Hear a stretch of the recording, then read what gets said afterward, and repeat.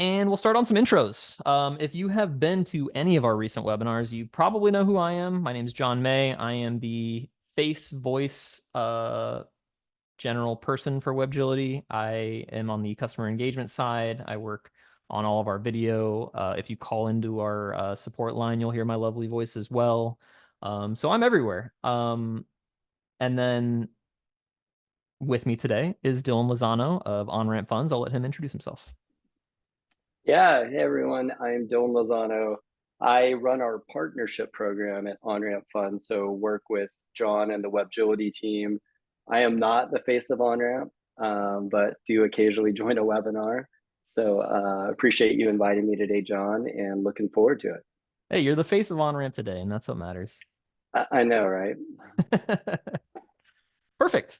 So to get started, we'll go over the agenda. So we'll start off, like I said, with some cash flow 101, just the basic understanding of what cash flow is and is not.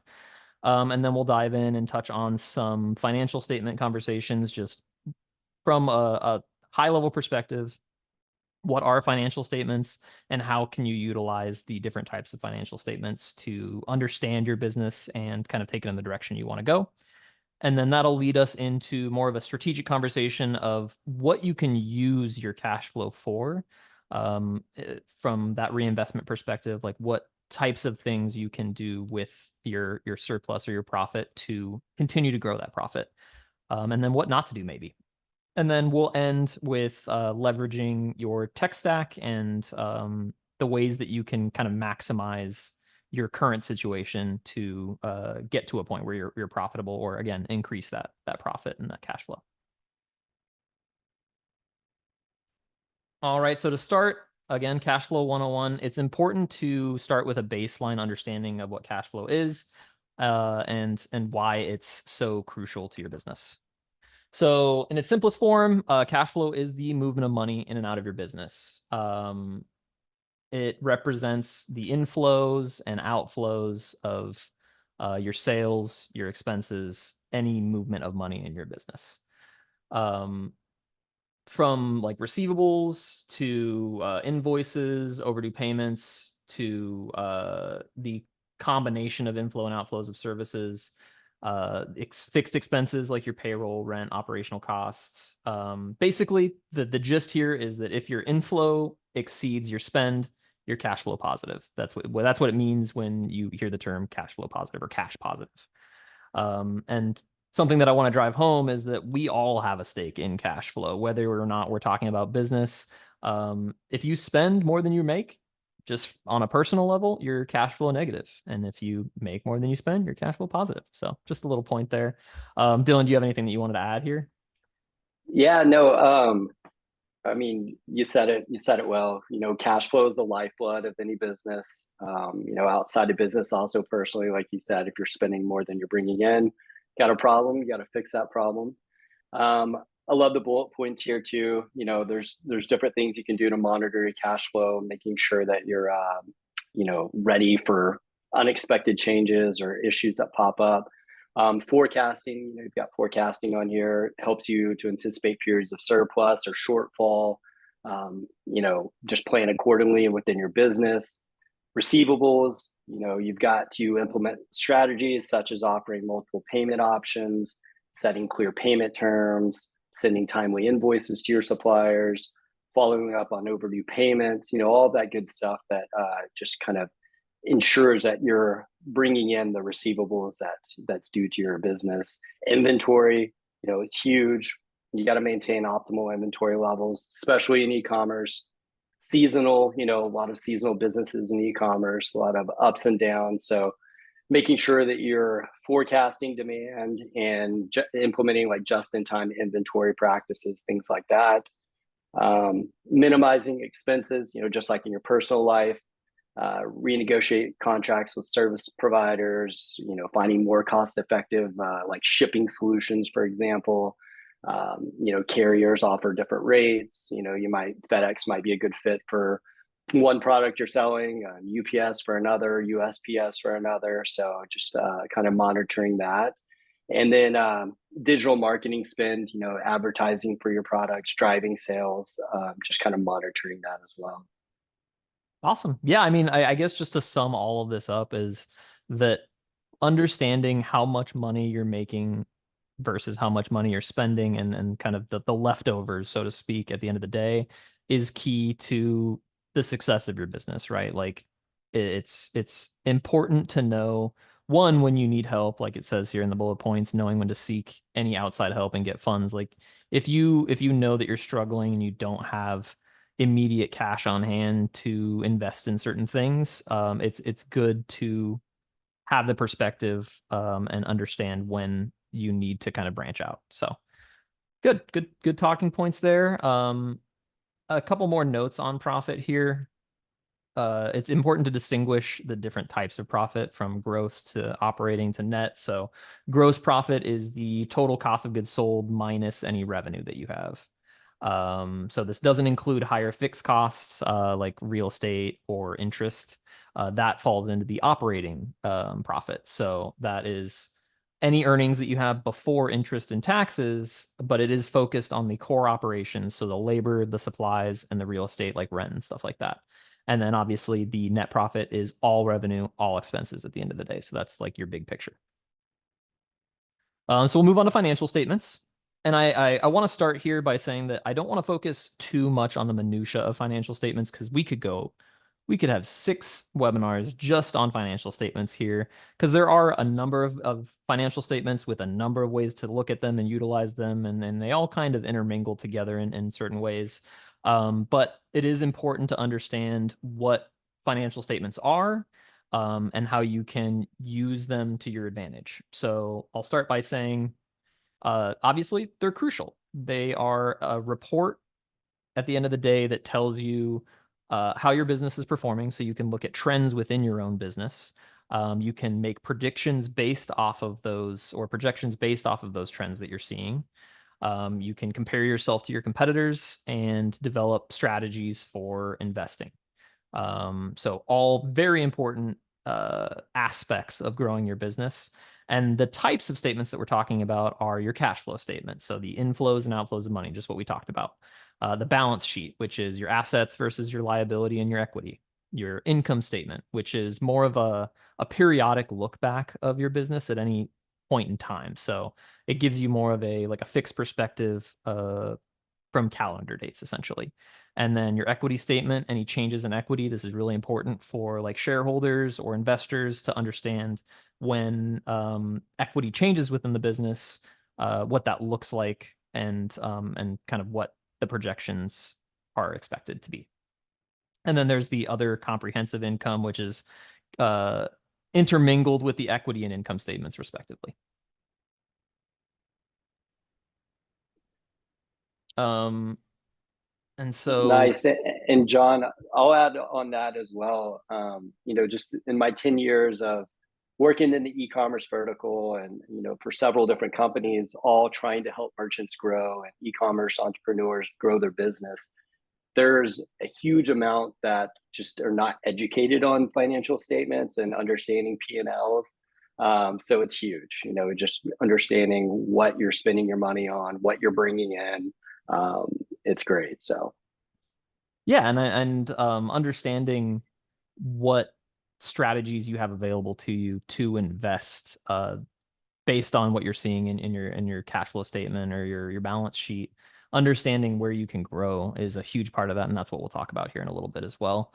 So from a generation and philosophy perspective here, to generate reports in QuickBooks, super easy. Just go to reports and you'll see all of these large scale reports ready for you. So balance sheet, cash flow statement, your equity and income reports, those are all built into QuickBooks, very easy to manage. And you can customize them to kind of change what you want to see based off of your workflow or the type of information, type of dates that you're trying to see.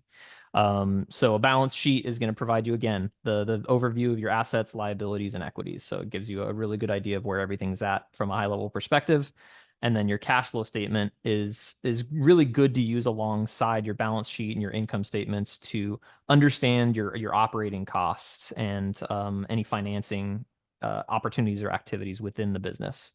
And as I mentioned in the last screen, your equity and income reports are great when there's a change in shareholder equity, or if you're preparing to secure any funding or investment, because it gives you a really clear picture of your business over a given period of time. Um, all right, and so now we're going to talk about strategies. So cash flow strategies. We could again we can spend a lot of time just talking about all the different ways that you can spend your money. There's a million different ways that you can spend your money to grow your business, and we're not necessarily here to dictate what the good ways to spend your money are, but at least give you an idea of the pillars of growth in your business, and the sort of activities that you can do or things that you can engage with to scale your business.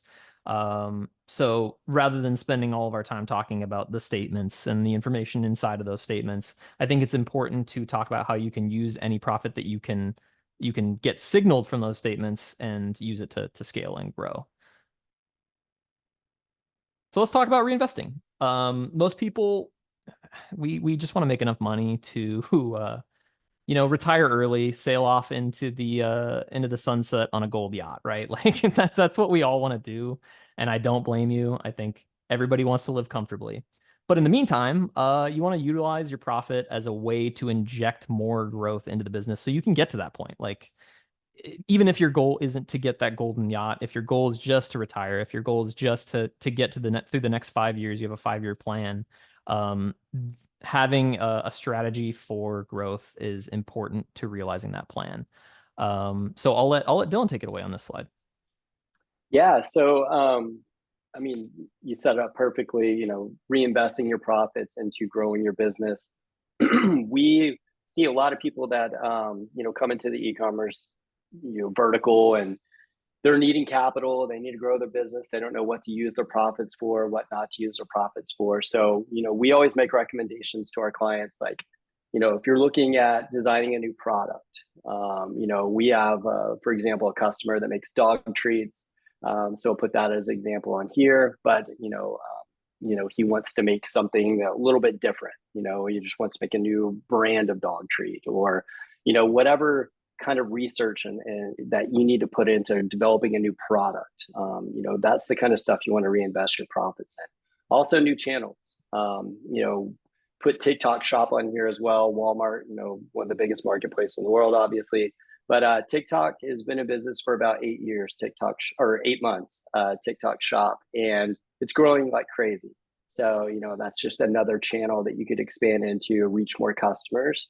Obviously, new avenues that you're selling your products in. It's going to be new customers for you. We also get a lot of people that are doing great online, and they want to set up like a little boutique. If they're selling apparel, for example, want to set up a brick and mortar location.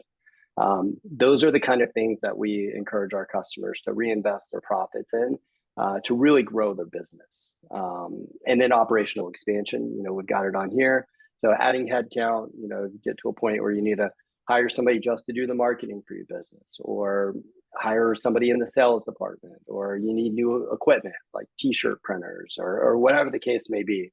Some of those mandatory operational expenses that go along with running whatever business you're running online.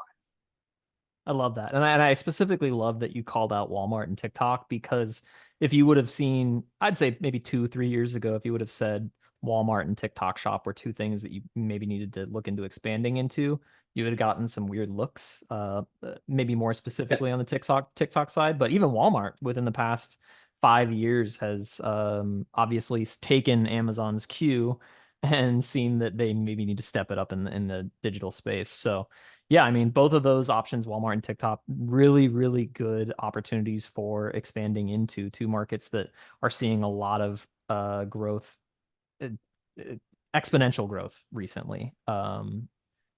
We won't talk about necessarily the possibility that TikTok might not be around, but it is worth noting that like it's always evolving, right? All these new sales channels, or even people that have been mainstays in the e-commerce industry like Walmart, um, start to make more waves and become more relevant in the space. So really good to call out. And yeah, we'll expand a little bit more upon it. I did see a question in the chat. If I'm looking at my cash flow statement, how do I know if it's good or bad?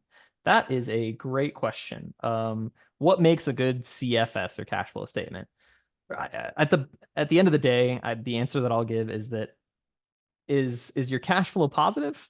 It's good. If it's negative, it might not be so good. But there is obviously more to it than that.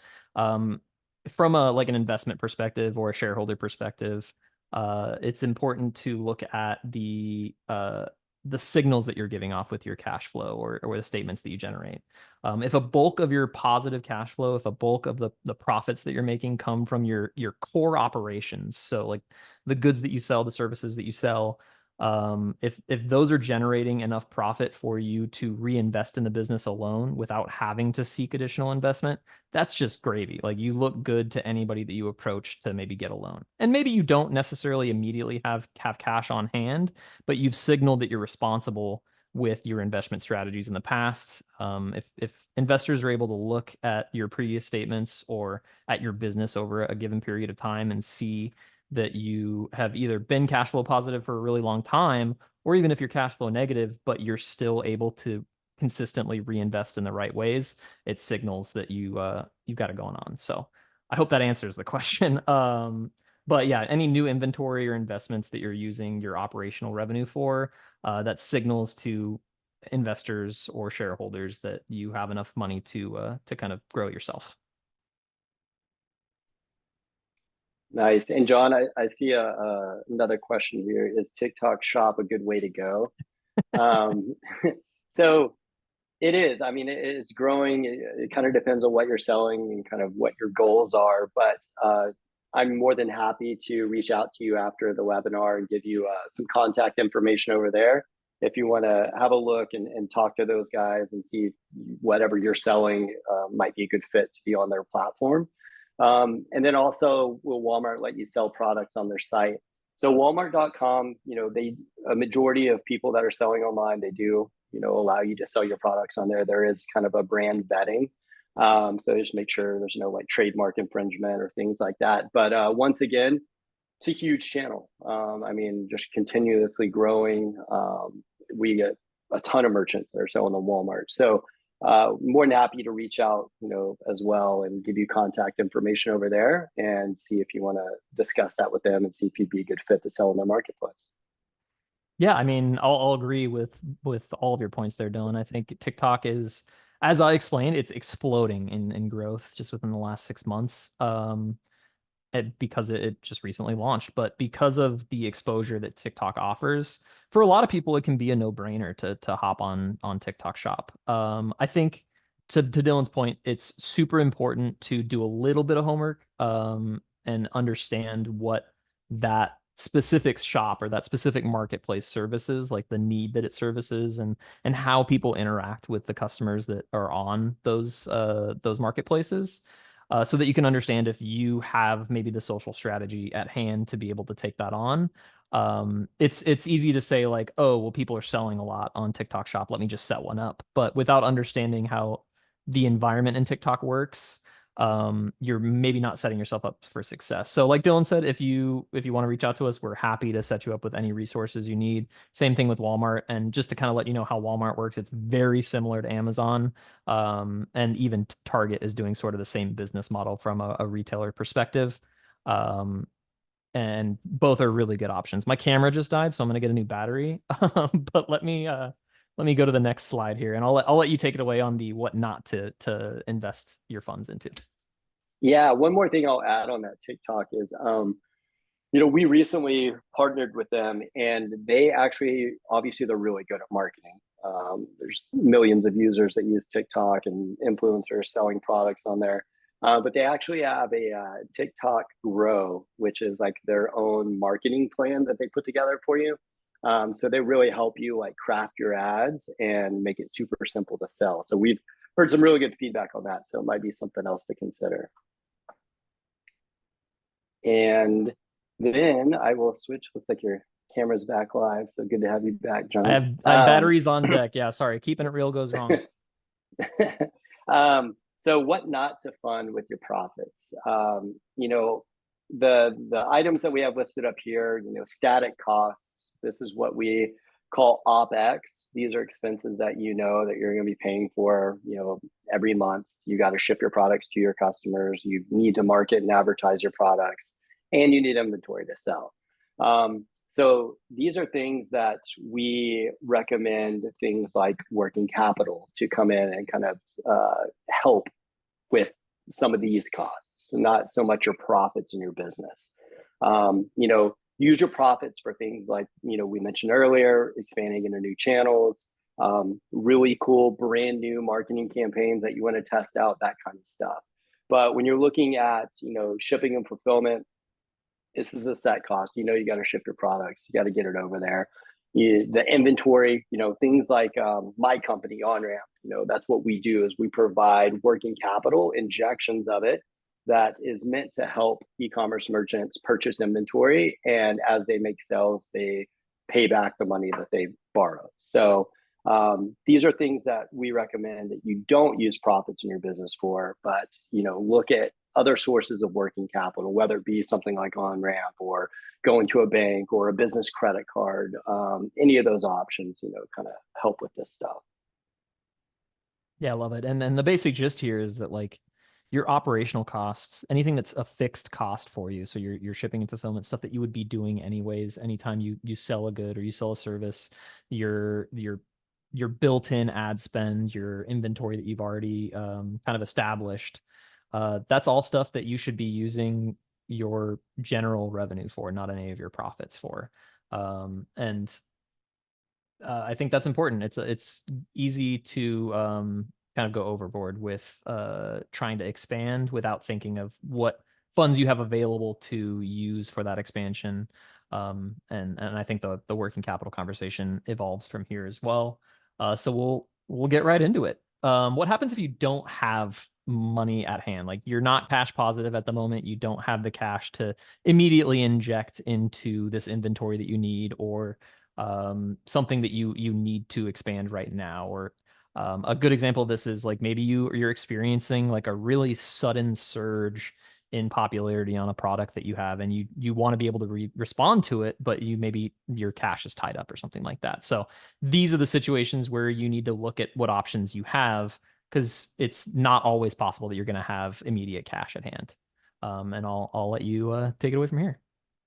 Yeah. So, getting leverage or taking on outside debt, there's kind of some do's and don'ts that we like to tell everyone. Obviously, we talk to merchants every day and kind of find out about their business and what they're doing. And we see a lot of people that are not educated in this area and are making the wrong choices. So we always tell people, make sure that you're aligning your debt term length with proper allocation of the debt funds. And I say that because the average e-commerce inventory cycle turnover is 54 days. And then you got 30-day supply chain cushion. So, getting your products to your customers and all that good stuff. So it's really optimized for like a 3-month or a 90-day working capital line. We see a lot of merchants that come to us and they take a 12-month bank loan, and it's just for inventory in Q2, for example. So they go take $1 million out. They need 250K for inventory in Q2. So what happens is they think they can just use that $1 million line, throughout the rest of the year. But what they don't understand is they're paying for the interest on that 12-month product, the entire time, instead of just using what you're needing at that point. So that's one of the things that we always tell people to don't use long-term debt for short-term needs. Also things like, this is a good example, because we see this quite a bit, is, customers will come to us and they're looking for, a company truck or a forklift for their warehouse. And, we're the first ones to tell them, using working capital is not meant for that. Working capital can be complementary to some of this stuff, but if you go buy a new forklift for your warehouse, the manufacturer or whoever you're buying the forklift from is going to have some type of connection with an equipment financing provider. That is what you want to use for your equipment. You don't want to use working capital or NCAs or a business credit card for that type of purchase. So some things to be mindful for. Just see this all the time, and people just not understanding the proper way to use it. So want to kind of give you some do's and don'ts here.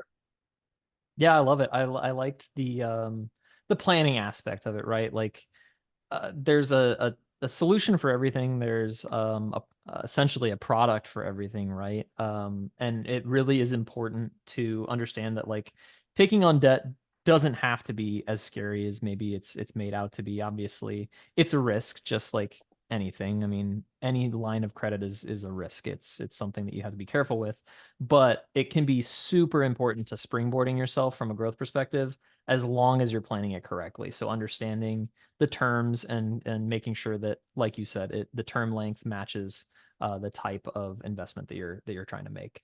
And another thing that I want to mention, and it's something that will always be brought up, I think, because it's such a huge cultural impact for everybody. But obviously, something happened within the last 4 years that changed the entire landscape of how we interact with each other, how businesses work, how the internet works, and it's important to adapt. So thinking maybe that because you don't have the cash on hand, or the cash flow, the positive cash flow to be able to reinvest, that you're stuck in a rut and there's no way to escape, um, is the solution is maybe you need to take on some debt to be able to invest back into your business. And it doesn't need to be as scary as it is. You just need to plan it accordingly and understand, uh, again, the right product or the right loan that you're trying to take on to coordinate with specifically. And that leads me to the technology portion of this conversation. If you don't have the cash flow at hand, or even if you do, and you are looking to make the most of your current situation, you don't want to spend any more money. It's important to understand that your tech stack is crucial in today's day and age, especially if you're on e-commerce. Understanding that the way that your tech stack communicates and the type of technology that you use uh, can help you grow, and it can help you solidify your workflows and make sure that you, at a glance, understand how everything works.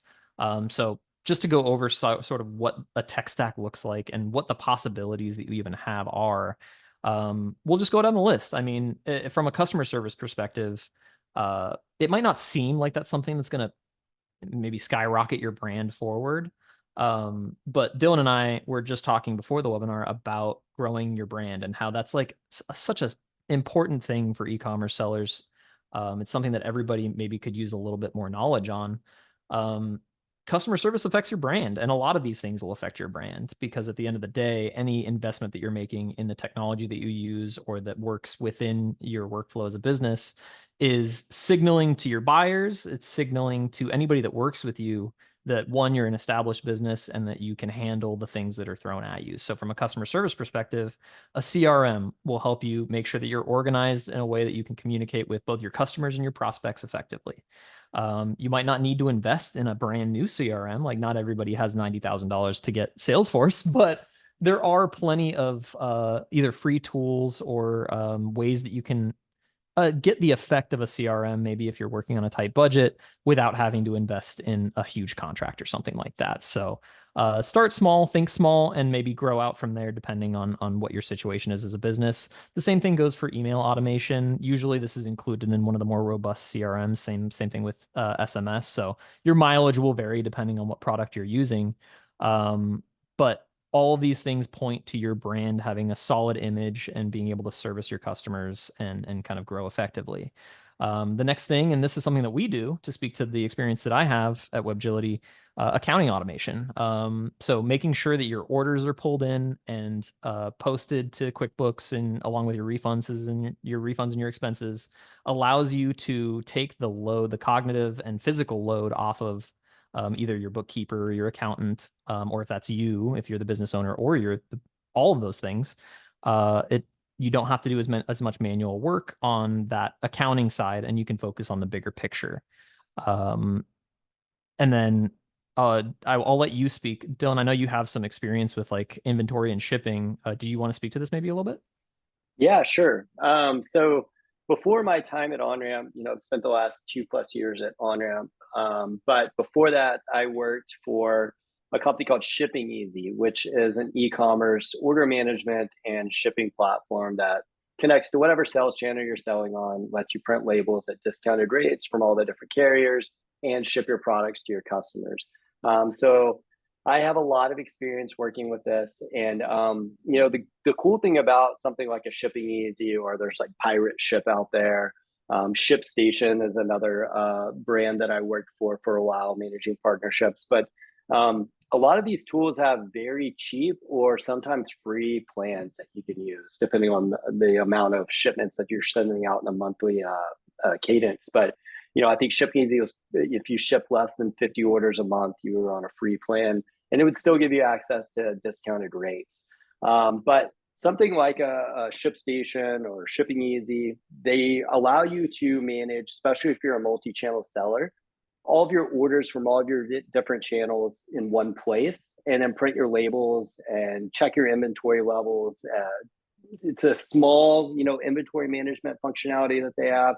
There are more robust features, especially, like Webgility or like Fishbowl. It's kind of like a big QuickBooks one, but there's a lot of tech stack out there that you can go and invest in, just depending on how big your company is and what your needs are. But that's one of the main things. Is like I just saw so many people while we were Shipping Easy that they were walking into the post office and paying retail rates to ship parcels to their customers, and it's insane. Like you can literally sign up for a free plan and get discounted labels through USPS and print your labels, put it on your box at your house, and ship it out yourself. So there's a ton of tools in the e-commerce ecosystem, and what's crazy is each channel, like Shopify, it has its own ecosystem of partners that are all around Shopify. And a lot of companies get built just because of Shopify. BigCommerce is another one. They've got their own set of partners and tools that have came to market because of them. Walmart, there's agencies specific to Walmart, and there's product analytics tools that are specific to Walmart, things like that. But I encourage you, depending on where you're selling, go and look in the app marketplace at Shopify or at Walmart or Amazon, and kind of see what all is out there. There's a lot of affordable tools that you can use to increase efficiency across all segments of your business. Awesome. And I love that last point that you made about utilizing the app stores that are available on the sales channels that you use. Because I know a big point of this whole webinar has been how to maximize your growth and how to maintain cash flow without maybe necessarily even having to spend your own money. And an important aspect of all of that is that there's probably things that you have access to that you're maybe not utilizing to the full potential. And that includes the app stores. And it can even go as far as like taking advantage of free trials for some of these products, utilizing a monthly plan rather than a yearly plan, and just kind of baby stepping your way into growth. Because you don't have to spend all the money up front to get to a point where you're happy and comfortable with the growth of your business. There's a lot of ways that you can tackle it. And I think it really just starts with knowing what you have access to. So if you use Shopify, knowing what tools in Shopify you're maybe not using fully, if it's from like their tax nexus or on their app store or from an inventory management perspective. There's a lot of mileage that you can get from the tools that you already have access to, that you already pay for, or maybe it's like Dylan said, some free options. Don, I saw that you had a question about tech help. I'll agree. ShipStation's great. Shipping Easy, behemoths in the shipping space. Definitely recommend. I'll connect with you after the webinar and we can chat about the free tech help. I want to make sure I understand exactly what you're looking for so I can point you in the right direction. But yeah, we can definitely get you pointed in the right direction regardless. But yeah, just to kind of sum all this up, my content colleague that I was planning this webinar with, for this slide specifically, we came up with the slogan "Get Tech or Get Wrecked," and it's super, it's maybe a little on the nose, a little aggressive, but it's true.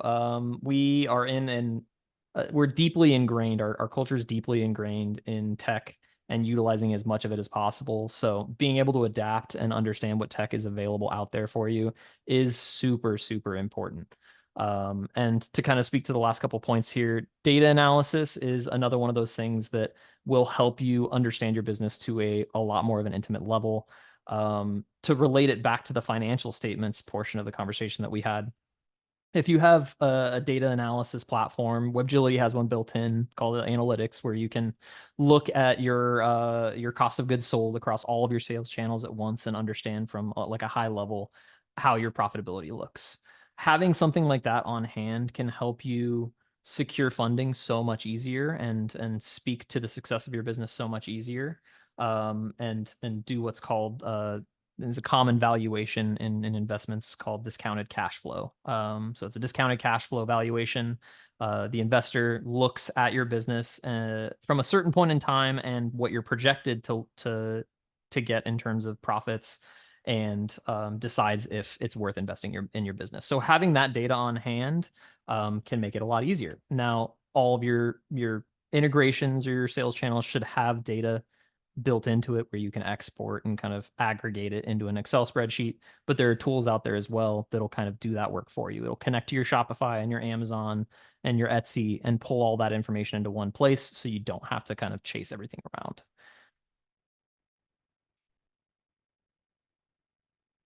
And it looks like Leslie said she'd also love, or I assumed she could be, Leslie is a very gender neutral name, so I don't know. But they love your TikTok shop connection, so we can get that to you after the webinar here. Um, Lightspeed, very relevant conversation. Actually, next week we are launching an integration with Lightspeed POS. It's their X version, which is their like cloud-based, as I understand it, POS solution. So we support that. We love the idea of using Lightspeed. And the POS conversation, I mean, we could do a whole webinar on POS specifically as well. But with obviously the advent of, or the revelation of Intuit getting rid of QuickBooks POS or sunsetting it last year, that left a lot of people needing to look for another brick and mortar solution or POS solution for their business. And Lightspeed is definitely at the top of that list. I know Shopify POS is another one that people use, Square, Stripe, all really good options. But yeah, to speak to the timely matter of your question, we are launching that Lightspeed POS integration next week, I believe on Wednesday, on the 24th. So look forward to that. And that brings us to the Q&A. Does anybody have any top of mind questions? This doesn't even have to be about necessarily anything that we talked about. I'd love it if it was. But any question that you guys have for myself or Dylan, we're happy to answer them. That is why we're here. We'd love to talk to you guys and kind of get a gauge for what you guys are interested in. Too much inventory for Shopify. You know, I believe that. I've seen people with like 50,000 products in Shopify. I used to work in implementation here at WebGility, and the slowness that I would encounter trying to help them manage their inventory and their SKUs, it's giving me a little bit of PTSD. So Alex Holtzman asks, does Lightspeed work like lit-commerce? I honestly have never heard of lit-commerce. Lightspeed, to my knowledge, unless Dylan, do you have any knowledge on lit-commerce? So I do not. I can look into it and I can follow up with you, Alex, and just give you an idea of what it looks like. Honestly, it might even be better if you just went to their website, because they have a really fancy presentation of all of their software and how it works. That might give you a better idea of than anything that I can provide, but perfect. Okay. Yeah, they're really good. They have a lot of, I did a whole video on it last year when the whole Intuit thing happened, and I can send you that video maybe, just to give you an idea of the comparison between POS systems. But they have a lot of really flexible options as far as hardware goes, and their software is, from what I know, pretty robust. So yeah, I'll send you that video. And actually, I might just link it here in the chat. Give me a second while we get that pulled up. But there is another anonymous question here, which is, can you have negative cash flow and still be profitable?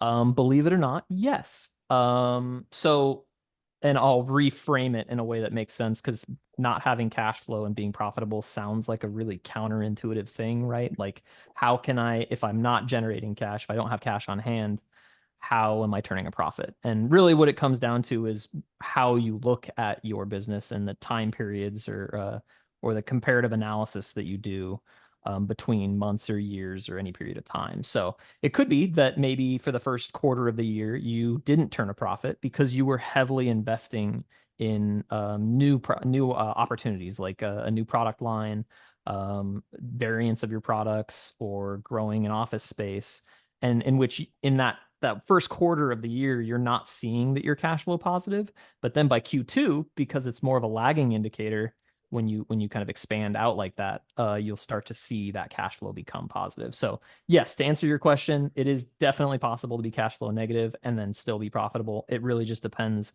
on the timing of it all, and how you look at it. Yeah, that was perfect, John. Takes money to make money, right? Exactly. That's a good way of putting it. And then let me hop on over to my YouTube channel here and pull up that video for you. Any other questions that we got? I know we covered a lot of ground. But yeah, happy to answer any questions that you guys have.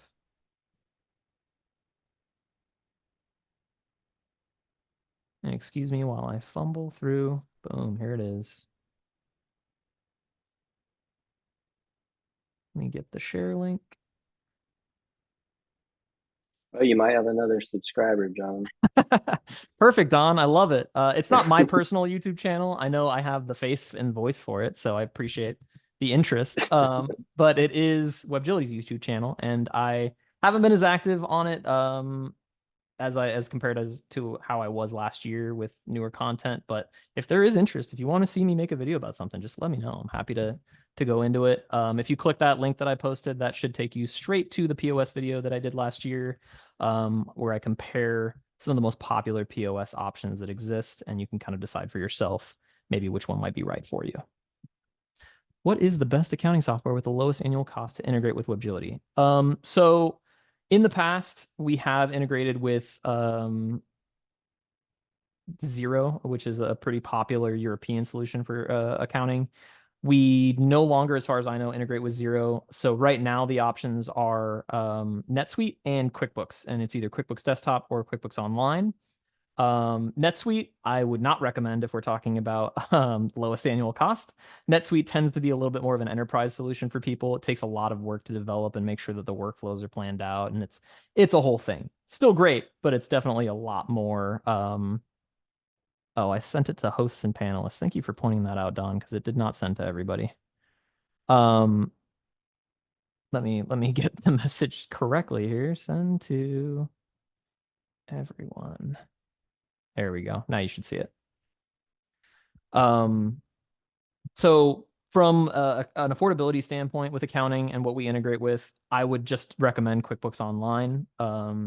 QuickBooks Desktop is still definitely a great solution depending on the complicated nature of your workflow, or if you have a lot of things going on with your SKUs, maybe bundles and assembly items and stuff like that. Generally, QuickBooks Desktop is going to be the better solution for you. But QuickBooks Online is still, in my opinion and most people's opinion, whether we like it or not, the best solution for accounting that integrates with anything that you need, including WebGility. So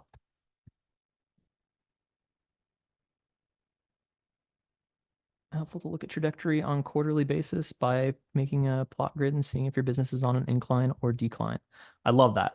Yeah, I mean, it's essentially like a balance sheet, right? Like if you do a balance sheet report in QuickBooks and you look at all of your expenses and your assets and liabilities and everything together over the course of however many months, generally a quarterly look back or a yearly look back is really good. You can really determine those seasonality trends or the spikes that you're maybe not seeing on a day-to-day basis, and make adjustments a lot more easy.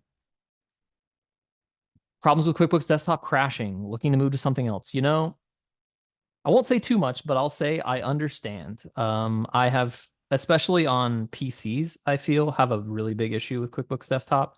I don't know if it's the database SQL server that it runs off of, but I've had endless issues with QuickBooks Desktop because I have to demo it and understand how the product works from a fundamental level. And yeah, I had to remove it from my computer a number of times just because it would slow everything down, even when it wasn't running, because there's all these background processes. So yeah, if you're worried about computer slowness, QuickBooks Online is great because it's cloud based. Don't be afraid of the cloud-based thing. It's gonna be the way of the future. So kind of a get on board now sort of situation. But hopefully we'll see some more movement in the market going forward. Because it'd be great to have some more competition. I mean, competition's always good, especially in the accounting space. It seems like things have stagnated for quite a bit. But yeah, I'd like to see some more competition happen. How much does typical e-commerce businesses borrow if they need cash? Dylan, do you want to take that one? Yeah, definitely. A good rule of thumb, we typically see customers come to us quarterly, and they usually borrow about 50% of the last 90 days in sales. Um, and that can fluctuate, a little bit, especially around the holiday season. Usually people need a little bit more, but I'd say on average, Q1, Q2, it's probably like 75,000 over a 90-day term. And then Q3, when people are really gearing up and getting inventory and advertising dialed in for the holiday season, goes up to a little bit of like 100 to 125K for that quarter. But yeah, like I mentioned, it's usually like 50% of your last 3 months of sales is what we see. Interesting. I didn't know that. That's good information for me too. Appreciate it. No problem.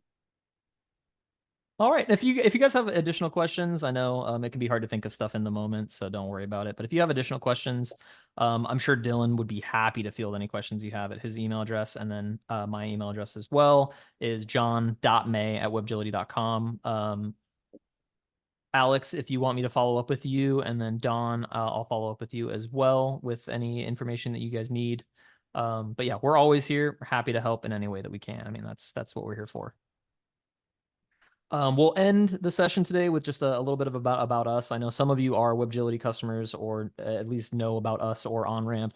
But just to give you guys a little bit more of an in-depth idea of what we do on a day-to-day basis and how we relate to this conversation, Webgility is the #1 QuickBooks connector for e-commerce. So our main goal is to help you automate that daily work that you have. So those orders that you're pulling from your e-commerce stores, your sales channels, they need to go somewhere. We'd rather you not have to put in sales receipts manually one by one in QuickBooks. So that's what we help you do. We pull your orders, expenses, refunds, anything that you need data wise from your orders, and pull them into QuickBooks for you, post them in a tidy little manner for you. Helps you stay on top of everything and grow that bottom line. So you don't have to spend, like I said earlier, you don't have to spend all that time doing the manual work, and you can focus on the things that matter, the things that you probably got into the business for in the first place, like understanding where you need to go to grow and maybe invest more time in the creative aspect of your business, the thing that you're passionate about.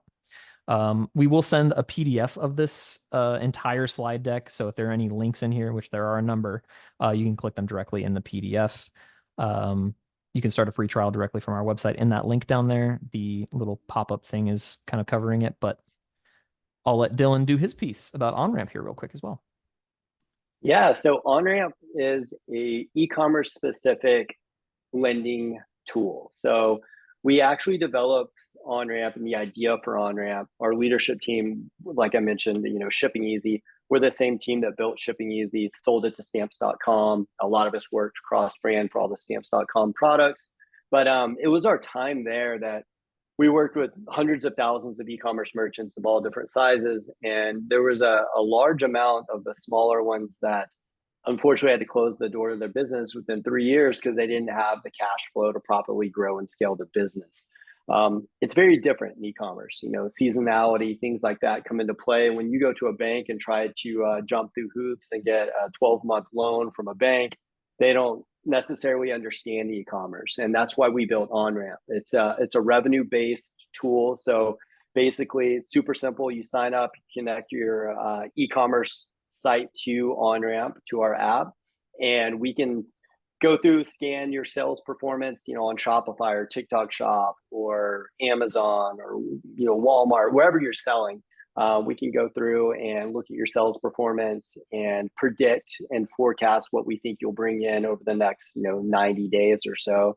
And we can then give you a pre-qualification amount. There's zero obligation. You can just go in, apply online. As John mentioned, there's a link here, that get funding now. You can go in, create an account. We also have a team here in Austin that will walk you through the entire process. They'll sit there. No matter if you're $3,000 in monthly revenue or 20 million, you're going to get the same treatment at OnRamp. We're going to learn about your business. We're going to give you a couple of different options when we do have some funding options available to you. And one of the things really cool about us compared to like a bank loan or a 12-month term loan where you're paying a flat fee, what we do to recoup the money that we lend out is we take a percentage of your sales. Say that's 2% of your sales over 90 days on Amazon. That keeps you from paying like a flat fee with the dips and dives that we mentioned earlier. You might have a really good March and you're paying 2% of sales to pay us back. And then you have a bad April and you're still just going to be paying that 2% instead of a flat fee. So it's really aligned with your business and it was purpose built for e-commerce. We are e-commerce, a team of e-commerce experts that built OnRamp. We're not finance guys from Wall Street, although we do have a funding product. But we know e-commerce, and that's why we built it the way we did. So yeah, super simple to sign up. Usually get funding within 24 hours. So you can go in and pre-qualify in minutes and find out what you might qualify for. And then we'll walk you through the entire process and help you grow your business in the correct way, and do whatever we can to help you out. That's what we built the business for, is to help e-commerce entrepreneurs grow and scale. So that's our passion, what we want to do. I love it. I love it. And I'll echo that. Webgility, that's why we're here to help you grow. Alex had another question. How do you accommodate for Amazon holding your money for far too long? That is a complaint that I've heard time and time again. I think that could be a question for either of us, Dylan. I think Amazon has a capacity to kind of throw a lot of wrenches in your overall business plan, right? Like they'll hold on to it for as long as they can. I really think that it just comes down to looking at ways that you can move your money around so that you're not having to worry about waiting on Amazon. That's a lot harder at the beginning, obviously, right? If you're so heavily invested in Amazon and that's where most of your cash is coming from, waiting on Amazon's probably a really painful process. But I would look at other opportunities in the e-commerce space outside of Amazon that you can rely on a little bit more consistently to generate at least the cash that you need to cover your expenses so that you're not kind of tapping your foot waiting for Amazon to get you your settlement report. Yeah, and we can do customized repayment terms at OnRamp. So, if you do take a loan with OnRamp, you're working with us, it might be every 2 weeks that you pay us back. Whatever works for you, whenever you get your marketplace deposits into your account, we can work with you. Yeah, and I love that you're transitioning to Google Ads. I think that's a really good move. Amazon's great. It's great for growth. You're utilizing their exposure as a platform, and there's a huge benefit to that, regardless of the way that they maybe treat their customers in some ways. I know that like we just discussed, the settlement reports waiting on them, some of the dispute processes can be pretty mind-numbing, but the exposure is great. Now, if you can duplicate that exposure on your own site or move or offload some of that exposure in a way that you're maybe more able to control, I think that is definitely the way to go. Diversification of your tech stack and your sales channels, I think, is a very good idea in general, because if something doesn't work for whatever reason, if Shopify has an issue or if Amazon has an issue, it's good to know that maybe you have another bucket that you can rely on so that you're, again, not tapping your foot waiting for something to happen. Sorry, Dylan, I kind of cut you off there. Oh no, that's I was reading the same, saying that Alex was moving to Google Ads. That's amazing. Cool. Well, as a last note here, we have some additional resources on this last slide I'll send this out in a PDF form. You'll get a recording of the video as well over the next day or so. Generally, it takes me a couple hours to get everything edited. I'm a little swamped today, so probably tomorrow you'll get an email from us with the recording, these additional resources. If you have anything that you need before then, just email me. We dropped our emails in the chat there. Or you can reach out to us directly through our websites too if you forget our emails or lose them. We're always here. But yeah, just to talk through these resources real quick, we've got a blog on cash flow management directly from Webgility.